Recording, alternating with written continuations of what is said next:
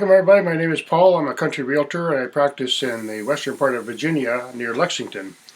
And I make a lot of videos about different aspects of buying and selling property in the rural areas. That's my specialty.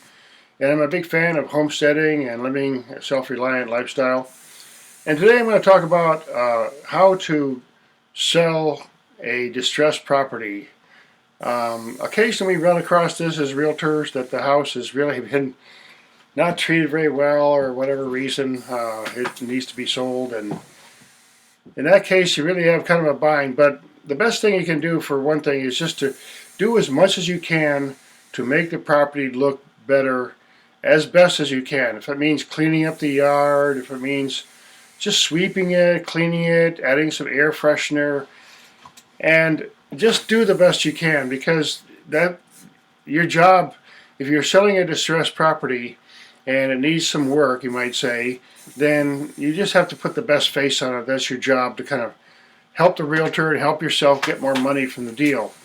Now, a few things that happen when the property's old. For example, I had a listing one time that was a 1970s house, and during the time that the owner had it, he rented it out for about a year, and then the tenant was not very good about not only paying the rent but didn't maintain it, and then he needed to sell it, and he owed some money on the property. And what it came down to was trying to explain to the buyer that, look, if you have a house that's about 40 years old, very commonly almost any house that age is going to need some kind of fixing up, maintaining, maybe some new rugs and so on.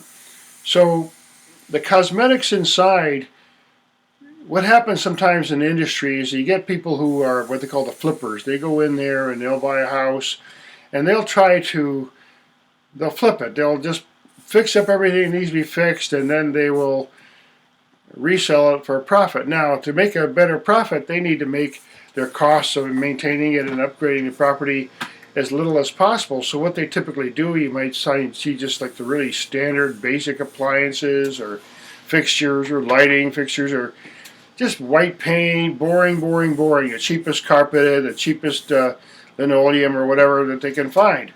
And it looks nice, and people buy it and like, hey, you just got all this new upgrade. But then years go by and they realize, I could have made the bathroom the way I really wanted to, instead of like letting the flipper do it. So what you can do to a prospective buyer for a property that needs some work, let's say the 30-40-year-old house, you can say, look, you discount the price based on what needs to be done, and you explain to an owner that if it's just a cosmetic thing, for example, painting walls, maybe putting some carpet in, fixing some windows, some doorknobs, some fixtures, maybe a new tub surround or so on, those kind of things you can do. You don't have to do them all at once. And then you can make them exactly the way that you want them personally. I've known many people, I even happened to me one time, living in a house, the construction was going on and upgrading and so on. It's uncomfortable to live that way when you have construction going on and sheetrock dust and everything. But the final product is you make a home exactly the way that you want. And that's one thing that you can promote when you have a home that needs some work. As long as the fundamentals, the roof, the foundation, and so on are okay, and the basics are there, you don't have any really serious issues in the structure of the place. But you might need a lot of cosmetics, and that's again where you come in and say, well, paint the colors, the wall, the colors that you like. You may not want just all white, boring, eggshell white walls. You might want something a little more colorful. So that's one way to promote a house that needs a little work. Now, if it's a really, really older house, you get some of these houses that are just like almost at the border of tear down. Well, you're going to have to discount the price. But there are some really beautiful old homes that are 100-year-old homes that have some beautiful wood in them, and they have unique features that you just don't see anymore. And structurally, when they built a house back in the 1900s, they intended it to last as long as possible. They didn't slap it together. They were trying to, you see some of these homes from the 30s, 40s, they had the beautiful woodwork, and they were built to last. You know, I known some homes like that. I have a family member who has a home from about the 1920s, and that thing is built. You can't get that kind of woodwork now. So there are features in some of these older homes that are really worth restoring, and there are some government programs. Sometimes a town or a city or a county might have some incentive to, say, do some lead modification on the old, any home built before 1978, you have to have a lead inspection, or at least acknowledgement that it might have lead paint in it. But usually, if it's been sold and resold many times, that's been addressed probably. But some of these really, really older homes that have just never been passed down, and you need to restore them, you have to go in and maybe you have to strip all the walls of the wallpaper and get rid of lead and so on. Like, again, there are sometimes incentives if it's a really good home and a classic type of home or special features, then sometimes a town or a city will offer some kinds of restoration incentives in terms of cash to do something or some cheaper loans to fix up a property. Because big cities like Roanoke and Lexington, there's a lot of historic cities in the East Coast, and they want that tradition of the old homes to be maintained, and there is some incentive to encourage homeowners to renovate and renovate and renovate. So if you find homes in that area, if you buy a home that needs renovation, there's a good chance that there's other homes in the same neighborhood built around the same time, and they're also needing renovation. So sometimes when people go shopping for a home and they're looking at the price point, and they say, well, look, I can spend $20,000. The house will sell, for $180 if it was in really good shape, and I can get it at $150, and I can do all my own work and save a lot of the costs and everything, and I'll have a home that's worth more. It's called sweat equity.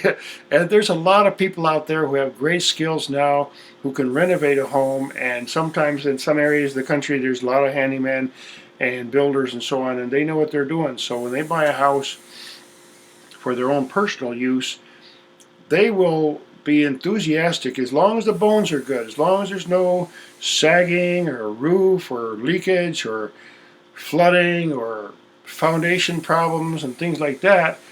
Then a good, knowledgeable craftsman, handyman type person can go in there and make a huge, huge difference and make the home exactly the way they like, as I mentioned. So now, again, back to trying to sell the home.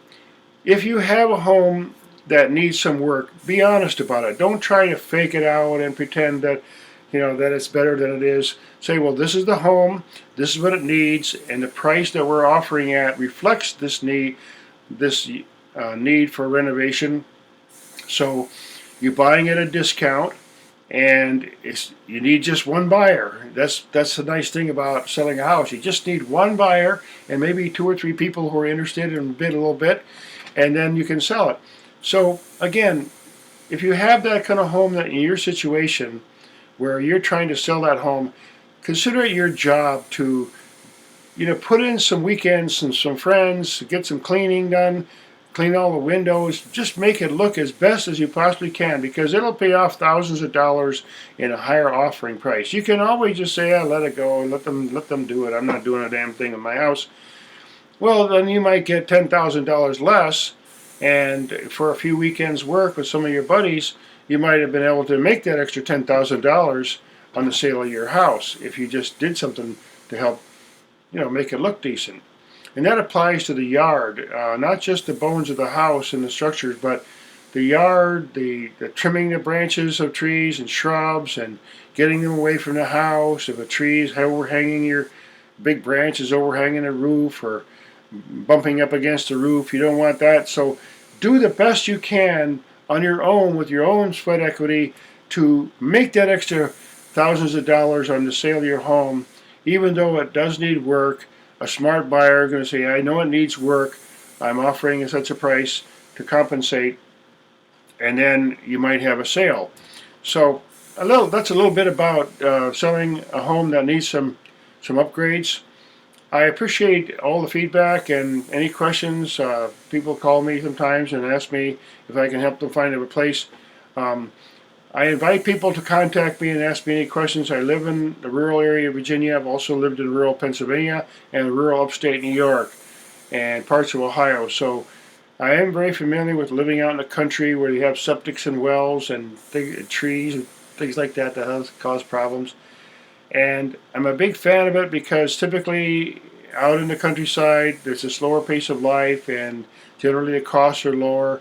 And if you can be self-reliant in many ways, you can save yourself a whole lot of money and a whole lot of stress by living a country rural type of lifestyle. So that's my favorite way of living. So thanks again for listening. I appreciate all the feedback. Please like and share. And if you find any of this content interesting, and I'd be happy to watch other people's content. I do watch a lot of other content on YouTube about the same subject. So again, hope to see you in some of my other videos, and try looking around on my site here and see if there's anything else that might interest you. So thanks again for listening.